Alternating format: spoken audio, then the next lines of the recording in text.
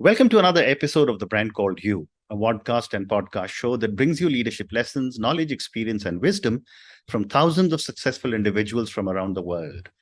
I'm your host, Ashutosh Garg, and today I'm privileged to welcome a very, very senior and accomplished professional from Hyderabad, India, Mr. Mahankali Srinivas Rao, or MSR, to the show. MSR, welcome to the show. Thank you for having me, Ashutosh, and feel very humbled and privileged to be part of. Thank you. MSR is the CEO of T-Hub. He has been a serial entrepreneur for over 3 decades in the IT industry. So, MSR, let's start by asking you about your amazing journey. Tell me a little bit about what your journey has been and what has brought you to T-Hub. Sure. Thank you, Ashutosh. So first of all, let me start with a little bit of a disclaimer. I think I've had a very interesting journey. There's been a lot of serendipity involved. Some things have happened by design, and some things have happened by chance. Correct. I'd like to attribute whatever little I have done. First of all, today happens to be Teachers' Day. Absolutely. So I must start first of all with a thank you to all the people I worked with, all the wonderful bosses I had, and all the support I got. Very quick background. So quickly a little bit about my family. My dad was an officer in the railways, so which gave me the opportunity to travel and study across India. Correct. And then, of course, I finally did my engineering in Hyderabad. Then went on to do, in those days, it was fashionable to do an MBA, straight after engineering. So I happened to write, CAT and managed to get into IMB. I started working back in, 87. And in fact, many people in my team call me a dinosaur. I've now been working for, 36 years, right? So, if they call you a dinosaur, they probably call me extinct. Yeah. Of course, I tell them, age is in the mind and all that. Absolutely right. Which truly now I do believe in. I used to tell people older than me saying, how can you at your age have that energy and all? But I realize it's really a lot to do with the mind. Correct. Anyway, coming back. So I started my work journey back in 87. So I worked for 12 years for others. I worked for companies which today you would call startups. The term was not in vogue in those days. So my first job was with a company called Sonata, software company, mid-sized software company. And then after that, I worked with a company in Hyderabad called Computer Vision Labs. And then after that, with a company called Microland, which has been around again now for over 30 years. In 99, I, just again, some serendipity. I joined a friend. His name is Sudhir Sharma. Sudhir had set up a network and systems integration company. And he reached out to me, so we were friends, happened to be in Bangalore. We were also, he used to do some work with us at Microland. So over a period of time, I got to know him well. And then at one point he said, listen, there's Intel Capital is looking to invest in my company. And, so 2 things they've said. One is they need help. They need a business plan for them to give us money. Second is they said you have to bring in professionals to strengthen management. So I helped him with the business plan, and then I happened to join him.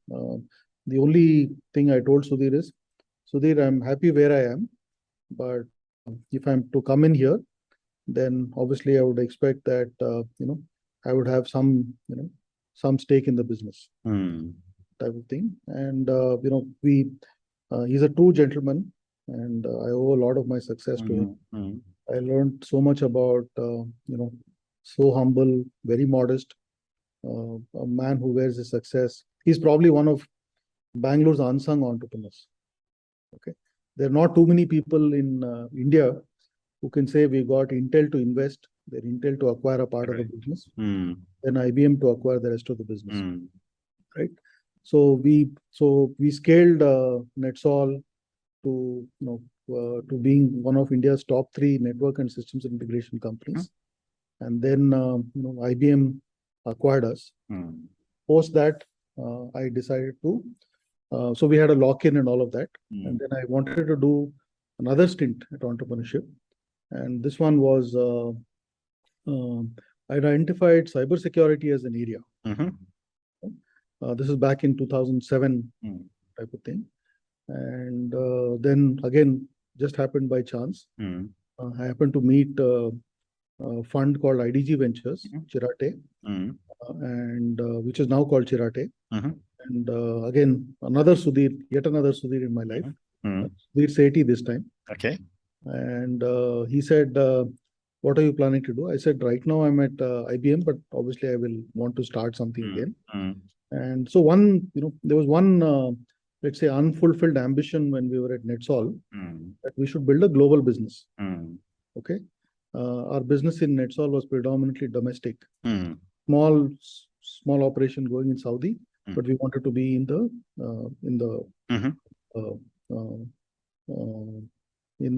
I wanted to build a significant global business. Yeah. Right. Again, that comes from I happen to be a little bit of a cricket nut. And for those, I don't know if you are. I am. Ashutosh. So one of the things, hallmark of greatness, I think in cricket, I think is two parts, right? One is longevity, how long you perform at the highest level, and second is how well you do away from home, right?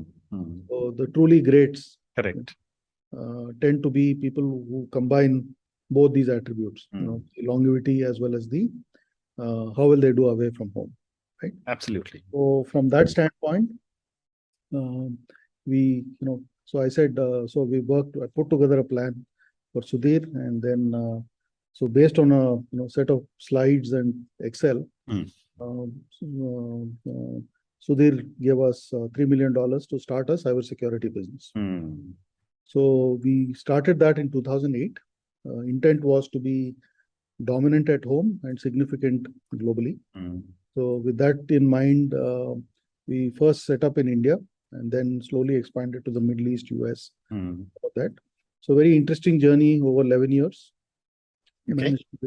Managed to raise a Series B round, managed to get 3 more investors, built a business which was 60% international. And then in 2019, that business got acquired by the National Stock Exchange. So then post that again, lock-in and all of that. And then, so I think great journey, lots of learnings. Some things went well, some things didn't go well. But happy to say that built one of the top 2 independent cybersecurity services and platform companies out of India. Wonderful. Right? Yeah. And then came T-Hub.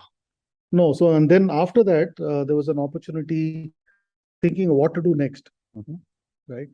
And there, I think I got an opportunity to work with. I happened to meet a gentleman called Ravi Venkateshan. Ravi, again, very distinguished person. He was, he's an Harvard alum. Then he was a very senior leader at Cummins, and then he was the chair for Microsoft in India, and then also co-chair at Infosys, etc. So he was starting a social impact entity. It was called GAME, Global Alliance for Mass Entrepreneurship, focused on trying to solve challenges for the micro, small, medium enterprises. So India, as you know, has very large number of MSMEs. According to last official available data, 63 million MSMEs. And they have lots of challenges in terms of, many of them are, operate subscale. Many of them are, close to 96% of them employ less than 5 people. So many of them are what you call necessity entrepreneurs and not growth-oriented entrepreneurs, right? So we were trying to solve issues around ease of doing business, access to credit, and creating entrepreneurial mindset in young people, so on. So that we started. I joined them in June 2020. Right. Did that for 15 months. I think first exposure in a full-time role in the social sector, and you also learn that unlike in the for-profit world where it's black white, there's a lot of gray in between. So tremendous learning, tremendous opportunity to network, and learn how to build a coalition of people with different interests, right? And try and drive large-scale change, sort of thing. So then this opportunity came along. I happened to have lived in Bangalore for 27 years. So I had, my parents used to be in Hyderabad, and they were obviously in their 80s, right? And they were unwilling, to relocate to Bangalore. This opportunity came along, so went through the process. So I've been at at T-Hub now since October 2021. Wonderful. Just wonderful. So let me ask you a few questions relating to technology. You've been a technology entrepreneur for such a long time. Yeah. The major technology companies have put India on the global map since 2000. What, in your opinion, and you spoke about Microland, Pradeep Kar is a very good friend, but Pradeep Kar has also been interviewed on this channel. So, there are a lot of technology leaders who have come with me, and thank you for agreeing to speak to me as well.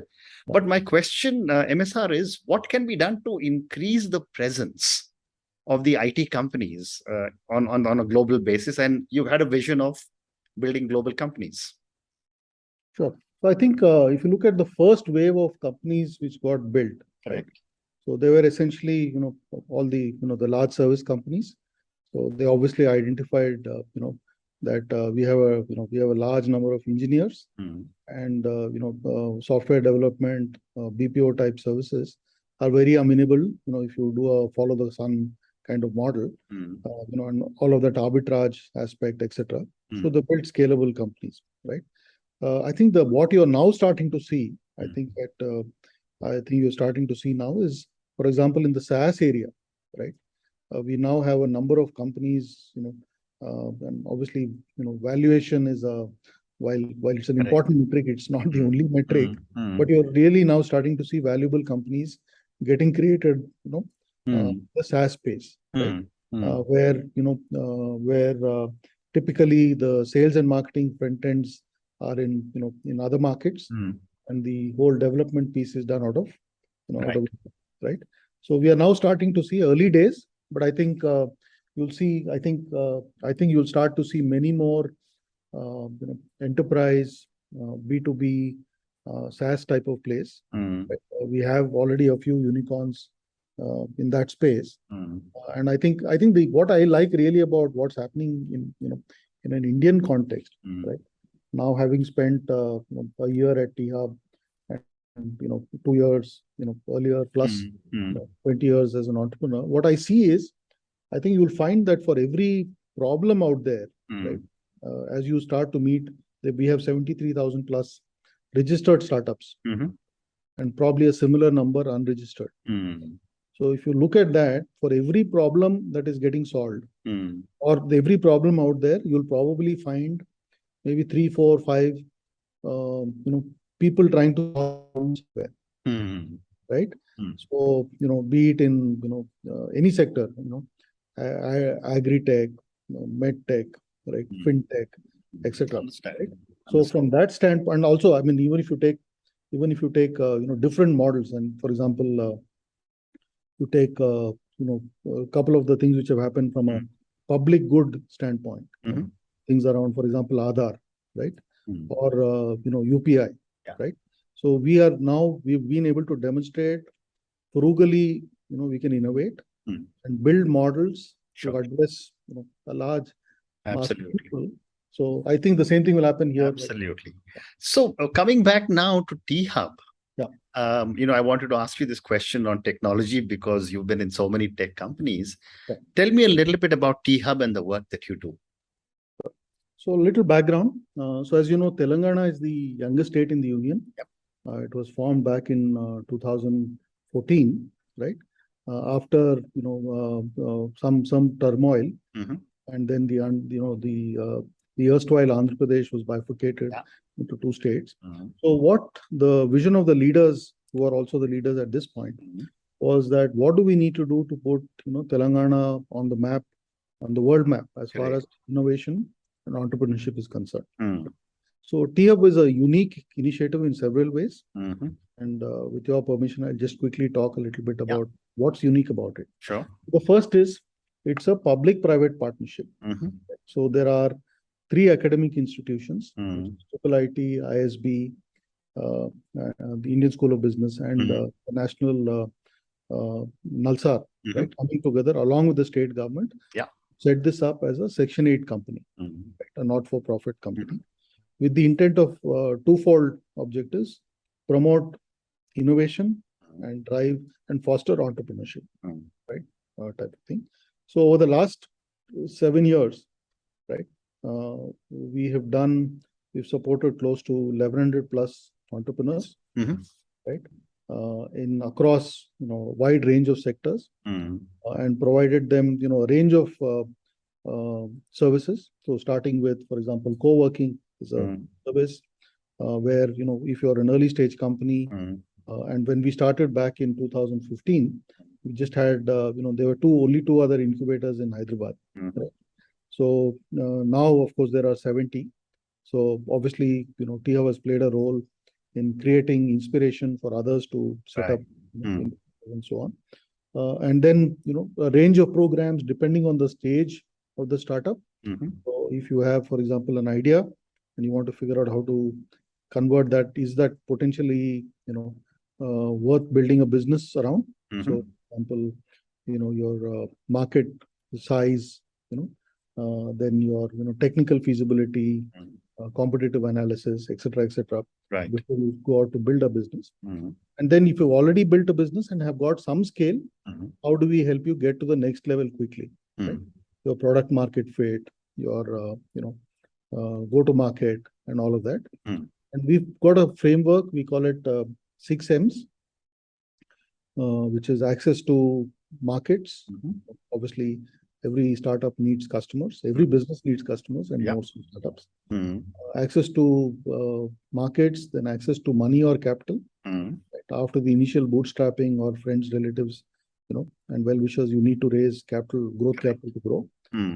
Then, of course, you need mentors. They play a huge role in, helping you, giving you neutral advice on what you have to do to scale, and also sharing their journeys, right? And acting as a sounding board, etc. So money, markets, mentors. Then, of course, talent and manpower is critical. So basically, today the war for talent is fierce. So how can we support them, in terms of getting access to high quality talent? Right. Because, as they say, it takes a village to raise a child. Correct. To build a team and all of that. And then, of course, motivation and mindset. It's a tough journey. Absolutely. And not for the faint-hearted. Right? And you will obviously have highs and lows. So how do you maintain, balance and equanimity? Correct. Process. And the last one is, of course, around methodologies. Very interesting. So this is what we call 6M's: money, markets, mentors, manpower, motivation / mindset, and methodologies. Fantastic. And are these companies that you have in T-Hub, are they all Telangana-based companies, or do you have startups from all over the country? So again, there's one more side to the equation of what we do. We do a lot of work around the corporate innovation part. Right. So when you think about an ecosystem, right? When you think about an ecosystem for entrepreneurship, ecosystem has several players or stakeholders. So obviously, entrepreneurs at the center, then corporates, people who have actually built and scaled, blah blah. That's one part. Right. Second, third is you need government. Okay. Fourth is you need academia. Right. Fifth is you need media, to highlight role models and all of that.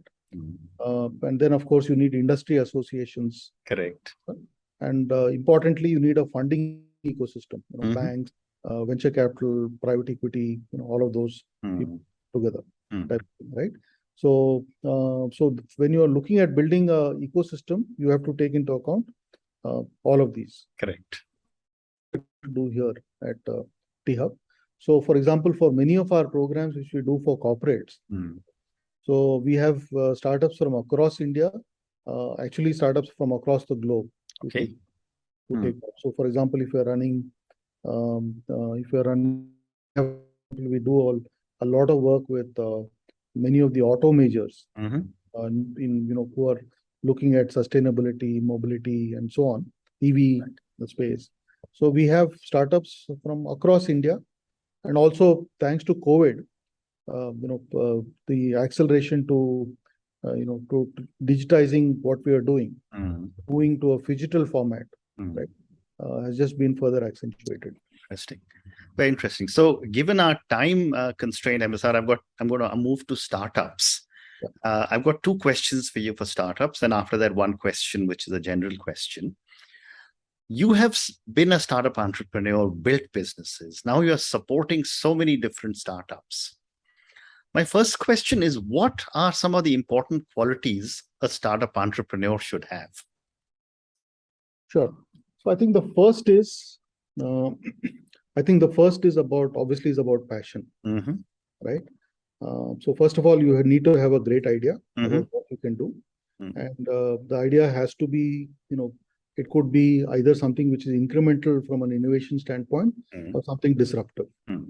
So first is about an idea. Correct. And then, you need passion. Obviously, passion, commitment, very high levels of energy, very high levels of resilience, right? Because you'll probably see, as a young person, you will see some of your classmates go out and, seek the safety of a job. And you are doing a 24/7. Entrepreneurship is 24/7, right? No weekends off and whatever, right? Correct. So I think passion, commitment, energy, resilience, collaboration, and also to some extent you might even link the 4 C's to it. You need to be able to think creatively. You need to be able to think, and you need to be able to communicate. And obviously, you need to be able to collaborate. Well said. Well said. And conversely, it is often also said that only 1 in 10 startups make it. My question to you, MSR, is what are some of the basic mistakes a lot of startup entrepreneurs make? Yeah, so I think you can start with the genesis. The first is, have they researched the idea which they're trying to first try to build a business around? Right? So, is it is it a space where it's very hard for you to establish a sustainable, differentiated, right? So for example, just as an example, and I'm using this, for example, suppose you say, I want to build a search engine as an example. Why would somebody want to look at you when you have Google already in place? So it's very hard for you to show, demonstrate a very, different, sustainable, business. So one is research the idea. Okay. Many ideas sometimes are not well researched, well thought through, right? Second is, sometimes people tend to focus at it from a, let's say, for example, many technical people tend to focus at it purely as a, they tend to focus on features, not benefits, right? So idea of, how you articulate what you're trying to do. Can you demonstrate that you can build scale? Can you show how to make money? You have a team together to execute, etc., etc. What's the landscape from a competitive perspective, etc. So if you say, as I said, like I gave that Google example, right? Just as an example. So I think some of these aspects, right? Idea, team, competition, market size, how do you monetize? What is the, when can you start making money?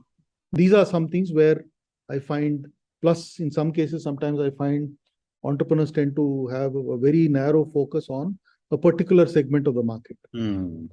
So for example, suppose you were to say, I will do business largely, which is very government dependent, right? That is not necessarily a good recipe for success. Correct. Right? Because you could have cash flow related issues. You could get revenue, but you will not be able to realize cash. Correct.